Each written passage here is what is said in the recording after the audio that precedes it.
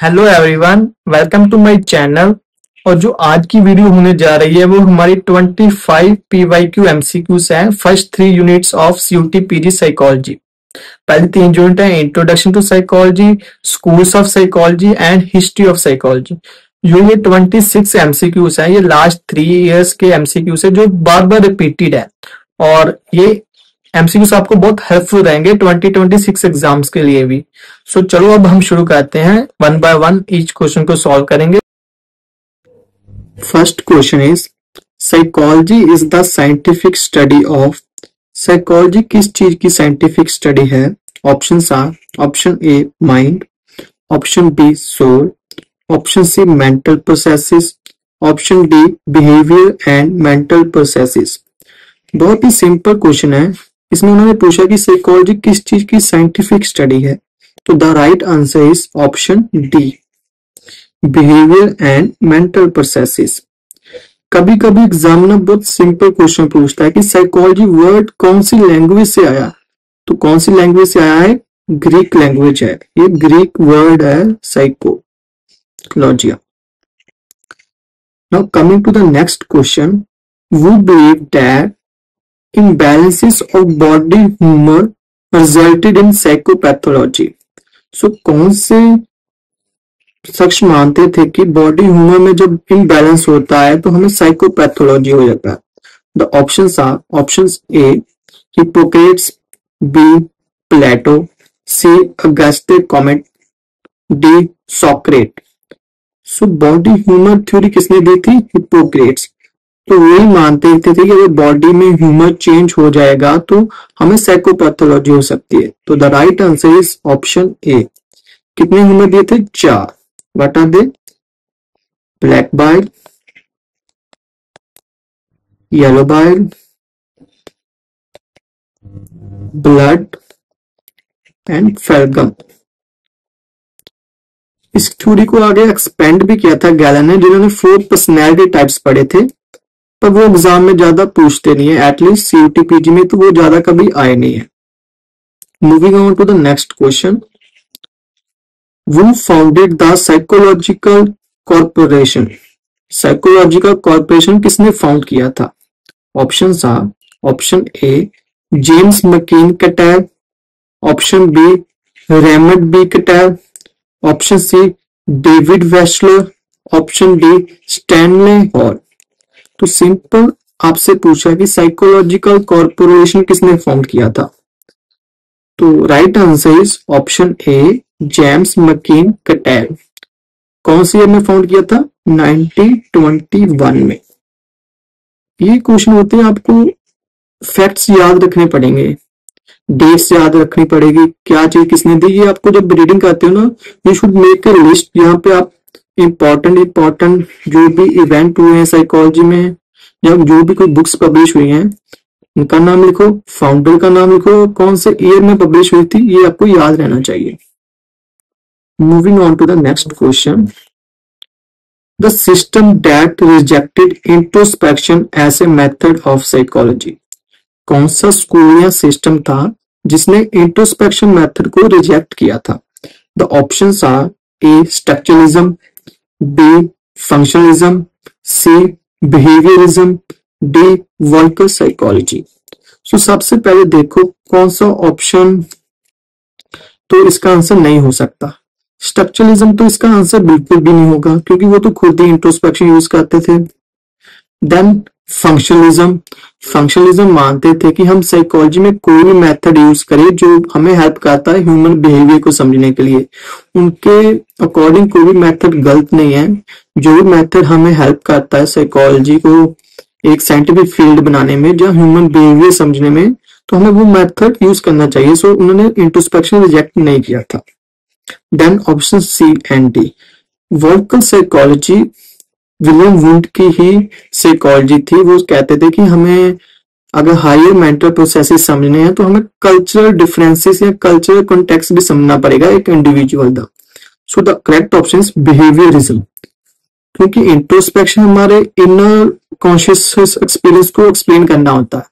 तो but according to behaviourism कोई भी इनर प्रोसेसेस होते नहीं है हमारे मेंटल प्रोसेस को कोई मेंटल प्रोसेस जैसी कोई चीज नहीं है, तो वो कहते थे introspection method is not the right method to make psychology a scientific field. So moving on to the next question, we have identify the philosopher who believed that mind is like a tabula rasa. कौन सा philosopher था जो believe करता था कि mind एक टेबुला रासा है? आपको टेबुला रासा का मीनिंग पता होना चाहिए. That means blank slate. मतलब इस क्वेश्चन में पूछ रहे हैं कि कौन सा फिलोसफर था जो बिलीव करता था कि हमें इननेट नॉलेज नहीं होती है. So the options are A. John Locke, B. René Descartes, C. Plato, D. Hippocrates. So the right answer is option A. इन्होंने ही टर्म दिया था टेबुला रासा कि हमारे में कोई इनेट नॉलेज नहीं होती है, हमारा माइंड एक ब्लैंक स्लेट है और जो भी हम सीखते हैं वो हमारे एक्सपीरियंसेस से सीखते हैं. जो बाकी तीन ऑप्शन है ये तीनों ही इनेट नॉलेज में बिलीव करते थे. Believe in innate knowledge. Rene Descartes का भी एक बहुत बार क्वेश्चन कभी कभी आ जाता है कि एक स्टेटमेंट दिया था इन्होंने, कोगिटो एर्गो सम. कभी कभी आपसे सिंपल ये भी पूछ सकते हैं वो गिवन द स्टेट कोगिटो एर्गो सम. सो उसका आंसर होगा रेने डिकार्ट. इसका मीनिंग है I think therefore I am. Simple है. सो टबुला रासा दिया था जॉन लॉके ने, कोगिटो एर्गो सम दिया था रेने डिकार्ट ने. Moving on to the next question. Who was the first person to use the term mental test? कौन सा पर्सन था जिसने पहली बार टर्म यूज की मेंटल प्रोसेस?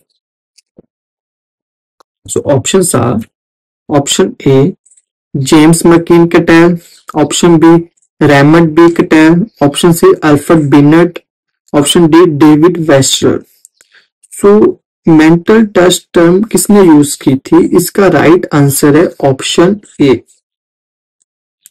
काफी बच्चे अल्फ्रेड बिनेट के ऑप्शन से कंफ्यूज होते हैं, वो ऑप्शन मार्क से ही कर सकते हो, बट राइट आंसर है इसका जेम्स मैकिन कैटेल, जिन्होंने ये पहली बार टर्म यूज की थी अपने एक पेपर में, mental tests and measurement paper था जो पब्लिश हुआ था mind journal in 1890. Yes. So right option James McCain Cattell. Alfred Binet is more related to intelligence test. उन्होंने mental test नहीं दिया था. They just given intelligence test. David Westler काफी बाद में आए थे जिन्होंने West intelligence दिया था. Raymond B. Cattell is more related to personality theories. Then moving on to the next question, we have seventh question. The major difference between functionalism and structuralism. Functionalism और structuralism में major difference क्या है? Option A reductionist approach, option B the focus on functions of thoughts, feelings and behaviour rather than on their forms, option C the focus on mind and soul studies, option D the focus on covert behaviour. तो बहुत ही simple है. Functionalism function study करना चाहते थे हमारे conscious experience का, और उनके अकॉर्डिंग वो जानना चाहते कि हमारे कॉन्शियस का फंक्शन क्या है, that is adaption to our environment. So इसका आंसर राइट आंसर है option B.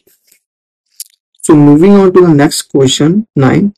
The first psychological clinic was established at. जो पहला साइकोलॉजिकल क्लिनिक था वो कहाँ पे एस्टैब्लिश हुआ था? Options are University of Pennsylvania, University of Leipzig, option C Harvard University, option D University of Vienna. तो पहला साइकोलॉजिकल क्लिनिक कब एस्टैब्लिश हुआ था, वो कहाँ पे एस्टैब्लिश हुआ था उन्होंने पूछा है. तो इसका राइट आंसर है यूनिवर्सिटी ऑफ पेंसिल्वेनिया. वो ये भी आपसे पूछ सकते हैं कि किसने एस्टैब्लिश किया था, तो आपको पता होना चाहिए कि ये एस्टैब्लिश किया था लाइटनर विटमर। और कौन से ईयर में स्टैब्लिश किया था? Date is 1896। Simple. Psychological clinic कहाँ पे स्टैब्लिश हुआ था? University of Pennsylvania. किसने स्टैब्लिश किया था? Lightener Whitmer. कब स्टैब्लिश हुआ था? 1896 में। Moving on to the next question, question number 10। moving on to the question number 10. I don't know, there's some problem in numbering, but moving on to question number next. Identify the book authorized by William James. William James ने कौन सी book लिखी थी? Options are fundamentals of psychology, foundations of psychology, principles of physiological psychology और the principles of psychology. So सभी option confuse है, but अगर आपने कभी पढ़ा होगा तो आपको जरूर पता होगा कि विलियम जेम्स ने बुक पब्लिश की थी the principles of psychology. The right answer is option D. कब पब्लिश की थी? 1890 में पब्लिश की थी विलियम जेम्स ने principles of psychology book. Now next question is the method used by William wound in breaking down the contents of person's conscious experience was।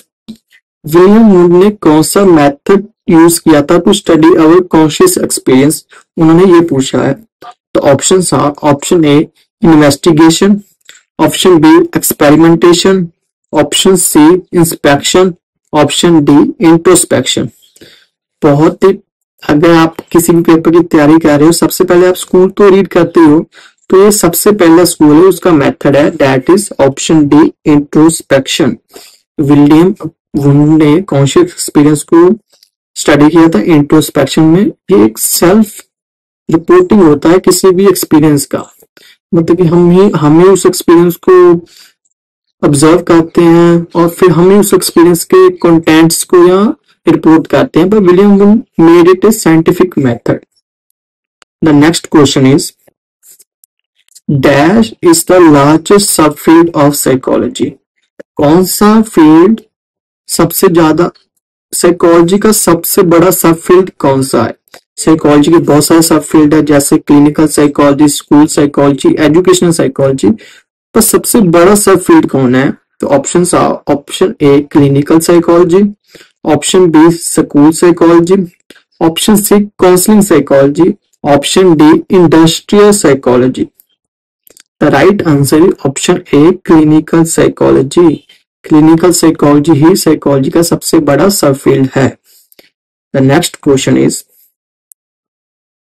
who was the first president of American Psychological Association? American Psychological association का first president कौन था? Options are G Stanley Hall, B James McKeen Cattell, C Sir Francis Galton, option D William James. So उन्होंने पूछा कि APA का पहला president कौन था? विलियम जेम्स भी हो सकते हैं, जेम्स मकीन कैटेल भी हो सकते हैं, जे स्टैनले हॉल भी हो सकते हैं, सर फ्रांसिस गैल्टन नहीं होंगे, जो काफी पहले के थे। तो right answer is option A G Stanley Hall. कब बने थे? 1892 में। Moving on to the next question, the word gestalt is synonymous to, gestalt word किसका सिनोनिमस है? The options are perception, option B configuration, option C thinking, option D synthesis।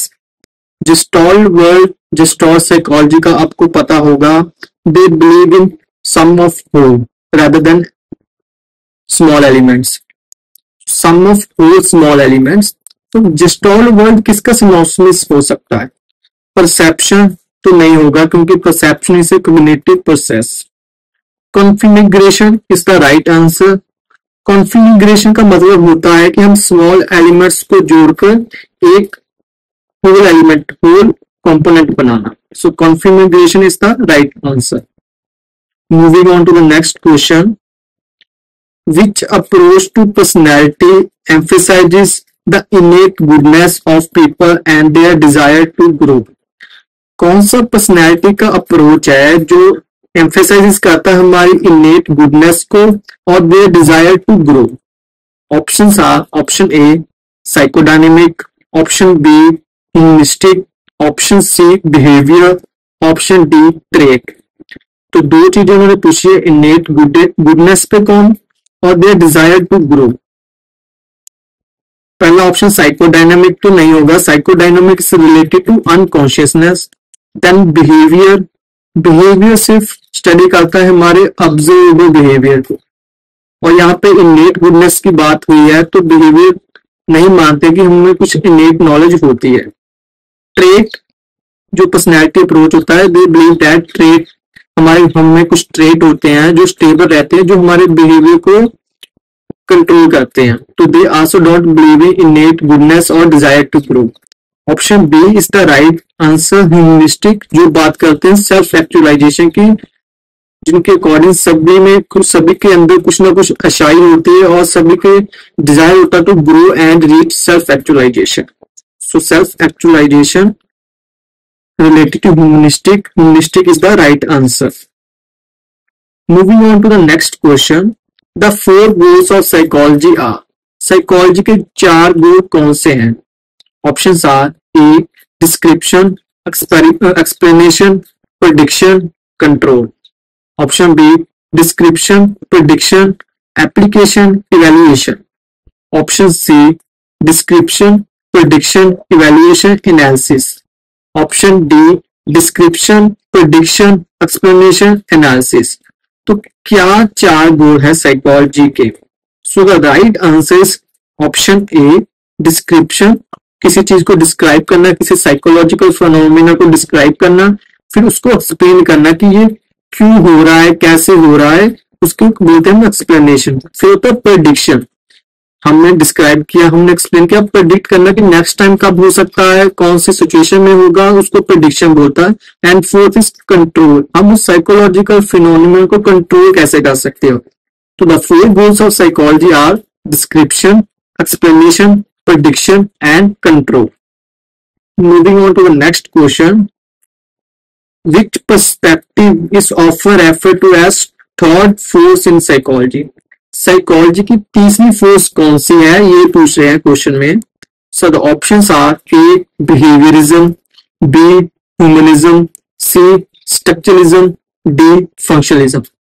आपको ये समझना होगा जो फोर्स है वो स्कूल से डिफरेंट होता है। स्कूल अलग चीज है, फोर्स अलग चीज है। और थर्ड फोर्स कौन सी है साइकोलॉजी की, that is humanism. Humanism third force थी, behaviourism second, and first force है हमारी साइको एनालिसिस। सिगमंड फ्रॉइड का जो स्कूल था वो हमारा फर्स्ट फोर्स था। सो 3 फोर्स होगी, first is psycho analysis, second is behaviourism, third is humanism. Moving on to the next question, the goals of psychology are to uncover the mysteries of human and animal behavior through their, जो गोल है psychology का वो है uncover करना human behaviour, animal behaviour की mysteries को, और वो कैसे करते हैं। जहां पे इन्होंने 4 एलिमेंट्स दिए हैं, that is A description, B explanation, C prediction, D control. और नीचे इन्होंने ऑप्शन में दिया है कि ऑप्शन ए में है A B D, option B है A B C, option C है A B C D, option D है B C D.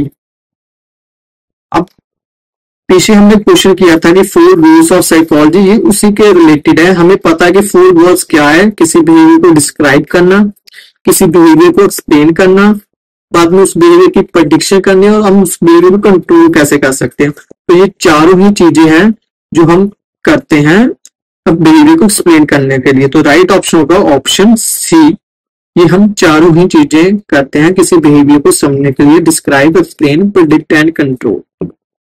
Moving on to the next question, the structuralist school of psychology, यहाँ पे segment होना चाहिए structuralism जो school of psychology क्या करता है। Used into, option A is used introspection to analyse conscious experience, relied heavily on the process of natural selection, was concerned with experiences as whole. Option D, you dream analysis to reveal the unconscious. सो जब हम option करेंगे हम elimination technique भी use कर सकते हैं, जैसे option D है use dream analysis to reveal the unconscious. ये कौन सा स्कूल करता है? Psycho analysis. was concerned with the experience as whole की बात कौन सा स्कूल करता है? Gestalt। relied heavily on the process of natural selection, ये कौन सा स्कूल बात करता है? Functionalism। सो लास्ट में हमारे पास सिर्फ एक ऑप्शन बचता है, that says used introspection to analyze conscious experience। yes, option A is right. Structuralism का क्या काम था कि वो इंट्रोस्पेक्शन यूज करते थे हमारे कॉन्शियस एक्सपीरियंस को समझने के लिए, हमारे कॉन्शियस एक्सपीरियंस के एलिमेंट्स को समझने के लिए। अगला क्वेश्चन है that involves observing a behavior, noting everything about it। Definition पूछ रहे हैं किसी चीज की कि जिसमें हम किसी का बिहेवियर ऑब्जर्व करते हैं और सिर्फ उसको नोट करते हैं। This question is related to the goals of psychology. So main उन्होंने बोला है observe a behaviour and note everything. तो option A description, option B prediction, option C control, option 4 is analysing. तो प्रेडिक्शन होता है किसी चीज की प्रेडिक्ट करना, वो तो नहीं हम करेंगे जब हम किसी बिहेवियर को ऑब्जर्व कर रहे हैं और नोट कर रहे हैं, तो ये ऑप्शन नहीं होगा। कंट्रोल, हम उस बिहेवियर को कंट्रोल कर रहे हैं, ऑब्जर्व नहीं कर रहे, तो ये भी उसका आंसर नहीं होगा। एनालाइजिंग हो सकता है और डिस्क्रिप्शन हो सकता है। The right answer is description. हम नोट कर रहे हैं, हम उस बिहेवियर को एक्सप्लेन कर रहे हैं, बस हम ऑब्जर्व कर रहे हैं और उसको लिख रहे हैं। That will be including description. Moving on to the next question, the science of behavior that focus on observation behavior only। कौन सी साइंस या कौन सा स्कूल ऑफ बिहेवियर है जो फोकस करता है सिर्फ ऑब्जर्वेबल बिहेवियर पे? Options are behaviourism, second is psycho analysis, third is gestalt psychology, fourth is functionalism. तो ऑब्जर्वेबल बिहेवियर की बात कौन सा स्कूल करता है? That is behaviourism. Option A is right. उनका तो बिल्कुल मानना था कि हम सिर्फ स्टडी जो साइकोलॉजी करेगा वो ऑब्जर्वेबल बिहेवियर को ही हम स्टडी करेंगे साइकोलॉजी में। बाकी जो दूसरे ऑप्शन है, जो दूसरे ऑप्शन वहां पे साइको एनालिसिस अनकॉन्शियस की बात करते हैं, जिस्टॉल परसेप्शन रिलेटेड है, sum of whole is greater than और sum of whole is greater than its element. Functionalism बात करता है function of conscious experience.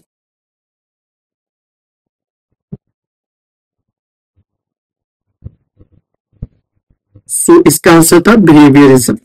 Now next question is John B Watson is a John B Watson क्या थे? Option are structuralist, functionalist, behaviourist, psychoanalyst. तो वो पूछ रहे हैं जॉन बी वॉटसन किसी स्कूल के फाउंडर भी थे, कौन से स्कूल के? बिहेवियरिज्म। तो option C is the right and he is the founder of behaviourism. Founder of behaviourism. Behaviourism कौन सा स्कूल था साइकोलॉजी का? तो behaviourism the fifth school of psychology. School of psychology कौन से ईयर में स्टैब्लिश हुआ? 1913। तो ये चीजें आपको याद रखें। जॉन बी वॉटसन फाउंडर थे बिहेवियरिज्म के, ये बिहेवियरिस्ट था और ये बिहेवियरिज्म फिफ्थ स्कूल था। ये कब फाउंडेड हुआ? 1913। Now the next question is personality is a dynamic organisation within the individual of those psychophysical systems that determine this unique adjustment to its environment. This definition of personality was given by, इस question में उन्होंने personality की definition दी है कि personality एक dynamic organisation है एक individual के विद इन जो साइकोलॉजिकल फिजिकल सिस्टम को कंबाइन करके हमारी डिटरमाइन करता है उस इंडिविजुअल की adjustment to his environment.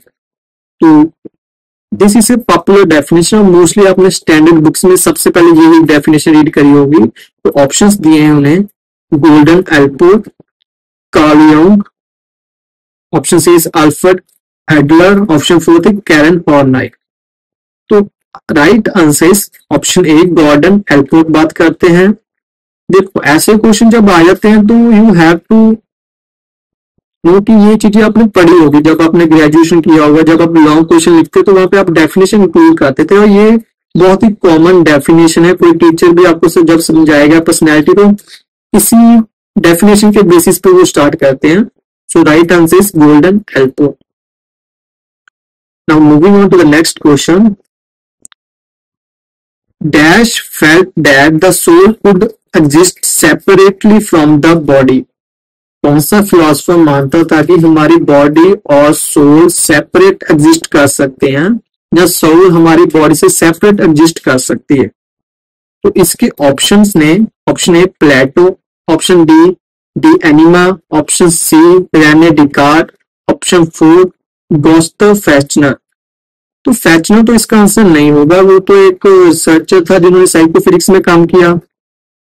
Renee Descartes, D enema इस बुक आई थिंक जहां तक मुझे पता है, और option A and option third में है प्लेटो एंड रेने डिकार्ट। तो इसका राइट आंसर था प्लेटो। प्लेटो वाज ए ड्यूलिस्ट और वो मानता था कि बॉडी और सोल दोनों डिफरेंट है और soul is superior than body. So option A is Plato is the right. ये लास्ट ईयर का क्वेश्चन है 2025 का, एंड इसमें काफी जनों ने ऑप्शन सी करेक्ट किया था, रेने डिकार्ट। रेने डिकार्ट भी राइट आंसर हो सकता है क्योंकि वो भी ड्यूलिस्ट था, बट कभी कभी जब आपको एमसीक्यू में दो ऑप्शन लगे कि हाँ दोनों राइट हो सकते हैं, तो हमेशा उस ऑप्शन के चूज करो जिसने पहले उसकी बात की थी। So Plato was the first who feel that कि soul can exist without the body. So इसका राइट आंसर है Plato. Next question is in the definition of psychology the mental process means.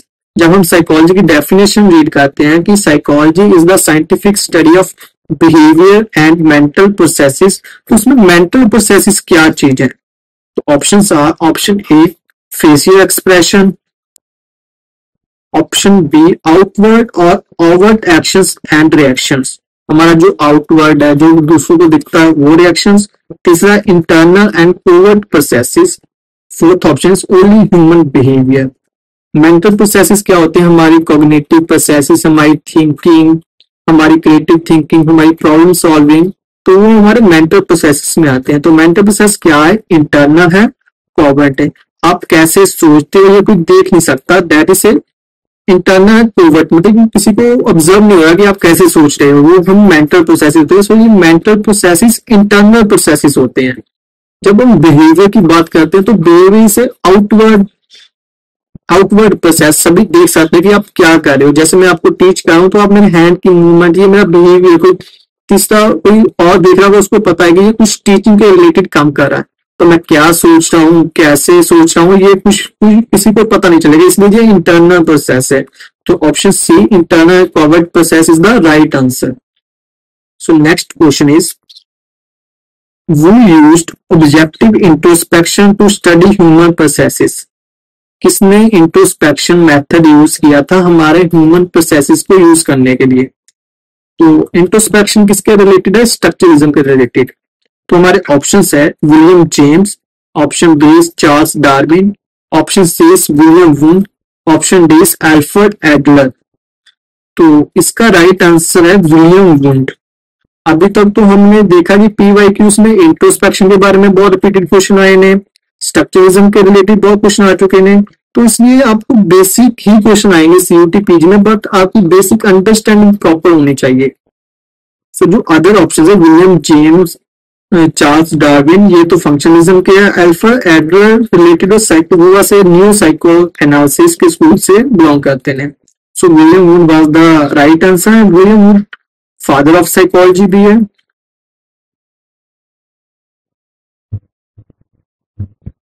और इन्होंने पहली लैब एस्टैब्लिश की थी, कब की थी? 1879 इन यूनिवर्सिटी ऑफ लीप्जिग।